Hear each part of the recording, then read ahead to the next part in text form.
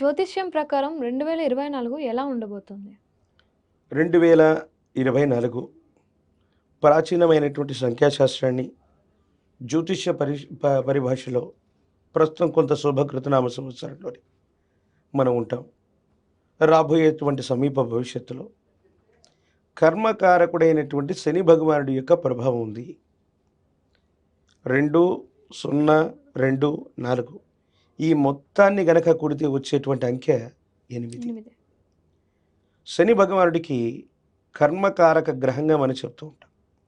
ఏమిటి శని భగవానుడు చేస్తూ ఉంటాడంటే, వర్ధమాన ప్రపంచంలో ఈ 2024 సంవత్సరంలో ప్రజల చేత ప్రజల కొరకు ఎన్నుకోబడేటువంటి నిజమైనటువంటి ప్రజాస్వామ్య వ్యవస్థలతో కూడిన పరిస్థితులు వస్తాయి.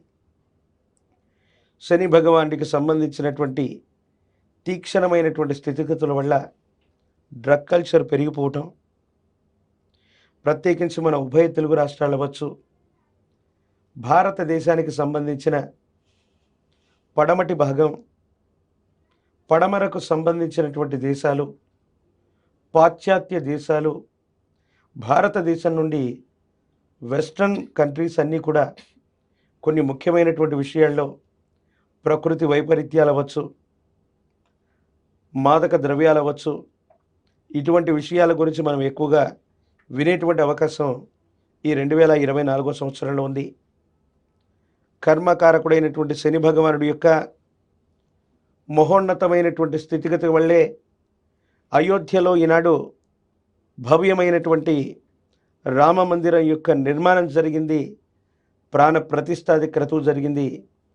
ఈ పరంపర కొనసాగడమే కాదు, శని భగవానుడు కొన్ని ఖచ్చితమైనటువంటి నిర్దిష్టమైనటువంటి మతపరమైనటువంటి విషయాల్ని కూడా ప్రభావితం చేస్తాడు. కాబట్టి దేశంలో, రాష్ట్రంలో ఇలాంటి మహోన్నతమైనటువంటి ఆలయాలు, ప్రార్థనా మందిరాలు మరిన్ని మన పురాణాలకి, ఇతిహాసాలకి సంబంధం ఉన్నటువంటివి, వేలు లక్షల సంవత్సరాల నాటి ప్రాచీనమైనటువంటి ఆలయాలని పునరుద్ధరణ చేసేటువంటి ప్రయత్నం జరుగుతుంది.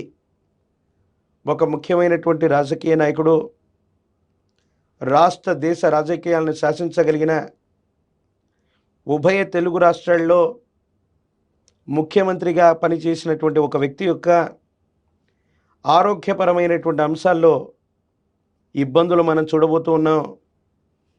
ఆరోగ్యపరమైనటువంటి స్థితిగతులు, రక్షణాత్మకమైనటువంటి పరిస్థితుల్లో ఆ ముఖ్యమైనటువంటి నేతకి ఏవైనా ముప్పు, ఇబ్బంది కలిగేటువంటి అవకాశం ఉంది. కాబట్టి తగు జాగ్రత్తలు తీసుకోవటం చెప్పదగినటువంటి సూచన. భారతదేశం, ఉభయ తెలుగు రాష్ట్రాల్లో కొన్ని ముఖ్యమైనటువంటి క్రీడా సంబంధమైనటువంటి విషయాల్లో రాణించేటువంటి అవకాశం ఉంది.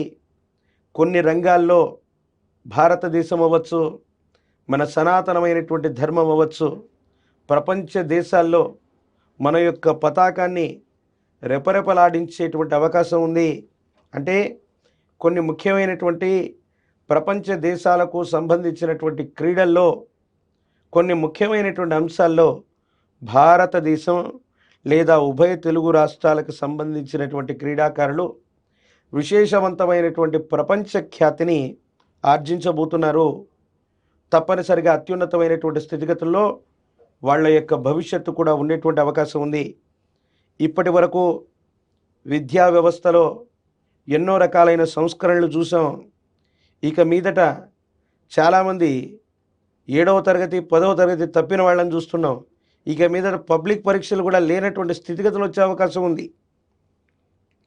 ప్రత్యేకించి విద్యా వ్యవస్థలో మనం ఊహించినటువంటి గొప్ప మార్పులకు శ్రీకారం చుట్టే అవకాశం, కొత్త విద్యా వ్యవస్థకు సంబంధించిన శ్రీకారం బహుశా ఈ 2024 సంవత్సరంలో మొదలు కావడం కానీ, ఒక ప్రత్యేక కమిటీ ద్వారా సమీపమైనటువంటి భవిష్యత్తులో విద్యార్థులకు సంబంధించిన స్థితిగతుల్లో, అది 10వ తరగతి అవ్వచ్చు, ఉన్నతమైనటువంటి విద్య అవ్వచ్చు, దానికి సంబంధించి ఒక ప్రత్యేకమైనటువంటి మార్పులు చేర్పులతో విద్యా వ్యవస్థలు కూడా, అంటే ఇప్పటి వరకు మనం థియరిటికల్గా చదువుకుంటున్నాం, అలా కాకుండా ప్రాక్టికల్గా ఉన్నటువంటి విద్యా సంబంధమైనటువంటి వ్యవస్థలు రాబోతాయి.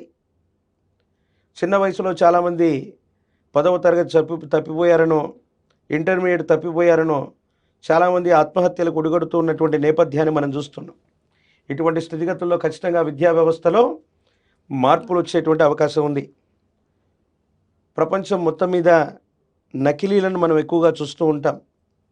శని కారకత్వం వహించబోయే ప్రాచీన సంఖ్యాశాస్త్రాన్ని అనుసరించి ఈ కలియుగంలో ఇప్పుడున్నటువంటి ఈ కొత్త సంవత్సరంలో నకిలీల యొక్క లీలలు అధికమవుతాయి.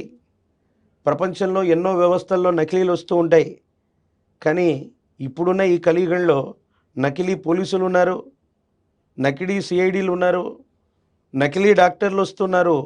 ఇలా ప్రపంచంలో శని భగవానుడికి సంబంధించినటువంటి ఔషధ రంగ పరిశ్రమలు, ఉత్పత్తులు, నకిలీలను తయారు చేయటం, ప్రజలకు సంబంధించినటువంటి ఆరోగ్యాన్ని పాడు చేయటం, అది కూడా ఉభయ తెలుగు రాష్ట్రాలకు సంబంధించి ఫార్మా రంగానికి సంబంధించినటువంటి ఒక గొప్ప కంపెనీ ఇది వరకు చేస్తున్న లీలలన్నీ బయటపడతాయి. నకిలీల లీలలు వెలుగు చూసే అవకాశం ఉంది. వైద్య సంబంధమైనటువంటి స్థితిగతుల్లో ప్రజల యొక్క ఆరోగ్యాన్ని ప్రభావాన్ని చూపెట్టేటువంటి ఇట్లాంటి కంపెనీల విషయంలో ప్రభుత్వాలు, వ్యవస్థలు కొన్ని నిర్ణయాలు తీసుకునేటువంటి అవకాశం ఉంది. శ్రమైక జీవనానికి సంబంధించి వ్యవసాయ రంగాన్ని వదిలిపెడుతున్నటువంటి పరిస్థితులను మనం చూస్తాం. కానీ వ్యవసాయానికి పెద్దపీట వేస్తారు, శ్రామికులు తయారవుతారు. వృత్తి ఉద్యోగ సంబంధమైనటువంటి విషయాల్లో ఉన్నటువంటి సాఫ్ట్వేర్ రంగానికి సంబంధించిన విద్యార్థులు కూడా మళ్ళీ వ్యవసాయ రంగం వైపు మారటం, వ్యవసాయ సంబంధమైనటువంటి స్థితిగతులు పెరగటం, ఇవన్నీ కూడా ఈ సంవత్సరంలో జరగబోతున్నట్టుగా మనం భావన చేయొచ్చు.